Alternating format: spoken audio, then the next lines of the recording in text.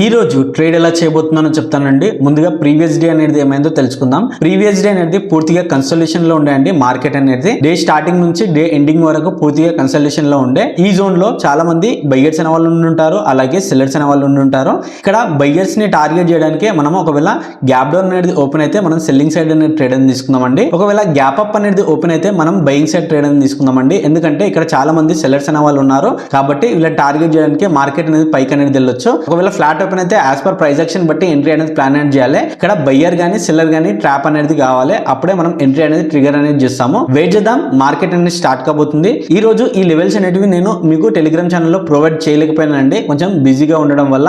రేపటి నుంచి మీకు రెగ్యులర్ గా ఈ లెవెల్స్ అనేటివి ప్రొవైడ్ అనేది చేస్తాను. ఈ లెవెల్స్ అనేటివి చాలా ఇంపార్టెంట్ అండి. ఈ లెవెల్స్ అనేటివి ప్రతిరోజు నేను బ్యాంక్ నిఫ్టీలో డ్రా చేసి టెలిగ్రామ్ ఛానల్లో పోస్ట్ అనేది చేస్తూ ఉంటాను. ఇంకా ఎవరైనా టెలిగ్రామ్ ఛానల్ ని జాయిన్ కాకపోతే వెళ్ళి జాయిన్ అనేది అవ్వండి. వెయిట్ చేద్దాం, మార్కెట్ అనేది స్టార్ట్ కాబోతుంది. ఇక్కడ చూడండి, మార్కెట్ అనేది స్టార్ట్ అయిందండి. స్టార్ట్ అయ్యి ఈ జోన్ ని బ్రేక్అవుట్ అనేది చేసింది. బ్రేక్అవుట్ చేయగానే ఇక్కడ చాలా మంది బయ్యర్స్ అనే వాళ్ళు వస్తారు, అలాగే ఇక్కడ ఉన్న వాళ్ళ స్టాప్ లాసెస్ గిట్టంగా హిట్ అవుతూ ఉంటాయి. కాబట్టి వెయిట్ అనేది చేద్దాం. వెయిట్ చేసి మనము బయింగ్ సైడ్ ట్రేడ్ అనేది తీసుకున్నాము. ఎందుకంటే ఇక్కడ చాలా మంది సెల్లర్స్ అనే వాళ్ళు ఉన్నారు ఈ జోన్ లో. కాబట్టి కంటిన్యూస్ గా పైకి వెళ్ళే ఛాన్సెస్ అనేది ఉంది మార్కెట్ కి. ఇక్కడ చూడండి, మార్కెట్ అనేది కంటిన్యూగా పైకి అనేది వెళ్తుందండి. ఇక్కడ చిన్న రిట్రేస్మెంట్ మీద మనం ఎంట్రీ అనేది ప్లాన్ అనేది చేద్దాము. ఇక్కడ చూడండి, మార్కెట్ ఈ లెవెల్ కింద కన్సోలేషన్ అనేది చేస్తుందండి. ఇక్కడ చాలా మంది సెల్లర్స్ అనే వాళ్ళు వస్తారు మళ్ళీ. కాబట్టి ఇక్కడ నేను బయింగ్ సైడ్ ట్రేడ్ అనేది ప్లాన్ అనేది చేద్దాం అనుకుంటున్నాను.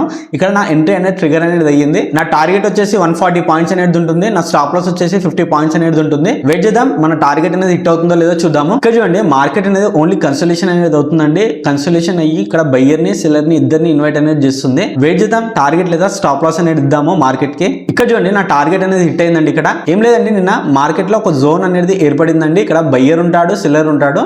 ఒకవేళ మార్కెట్ అనేది దీని కింద ఓపెన్ అయ్యి ఉంటే మనం సెల్లింగ్ సైడ్ ట్రేడ్ అనేది తీసుకునేటోళ్ళము. ఈ బయ్యర్స్ ని టార్గెట్ అనేది చేయడానికి దీనిపైన ఓపెన్ అయింది కాబట్టి మనం బయింగ్ సైడ్ ట్రేడ్ అనేది తీసుకుంటున్నాము. ఎందుకంటే ఈ సెల్లర్ ని అలాగే ఈ సెల్లర్ ని టార్గెట్ అనేది చేయడానికి. ఇక్కడ నా టార్గెట్ అనేది హిట్ అయింది. ఇలాంటి చార్ట్ ట్రేడింగ్ కాన్సెప్ట్స్ గురించి లైక్ చేసి సబ్స్క్రైబ్ చేయండి.